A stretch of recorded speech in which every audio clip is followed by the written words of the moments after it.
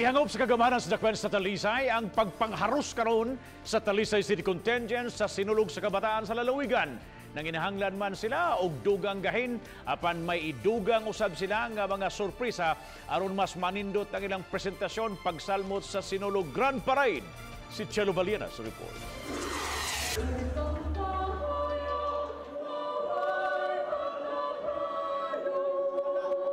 Gihulagway sa opisyal sa Talisay City Hall nga risgo ang konsepto nga ilang gipakita sa sinulog-based category. Gani gitataw sa mga hurado nga bag-o kining gipakita kanila. Nagsugod kini sa kamatayon ngadto na sa purgatorio ug hantod sa pagda sa kalag ngadto sa langit.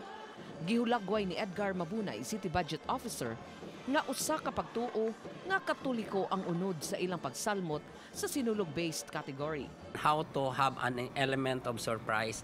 Kaya ang amo ang kuan na karon nga mo hatag mig mga mo add on mi sa mga elements of surprise in each scene. Tungod niini ang mga props men nga kaniadto 600 lang ka mga tinunan karon miabot na sa 850. Nadugangan usab kini og 60 ka mga anghel ug laing 60 ka mga ritualist. Nagpabilin ra gihapon sa usa ka gatos ang ilang dancers. Iyang giulagway nga ang matag props men importante kaayo ug gikinahanglan aron hapsay ug way sami ang pag-execute sa mga dancers. Wa na sila'y usbon sa ilang presentation apan may idugang lang aron adunay bag-ong makitaan.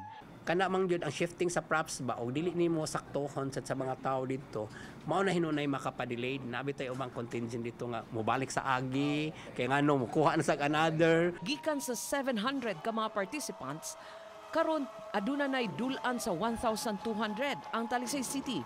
Gigamit usab sa Talisay City Contingent ang mga magtutudlo sa elementarya ug high school diin nagikan ang mga dancers ug propsmen aron maoy mugiya mosiguro nga saktog kaon ug mainom nga tubig ang mga dancers ug propsmen. Laing grupo usab sa mga magtutudlo ang gisangunan aron masiguro nga hitsas ug way kuwang ang mga props. Uban ni Marlon Melgazo, Chelo Valiena, Balitang Bisdak.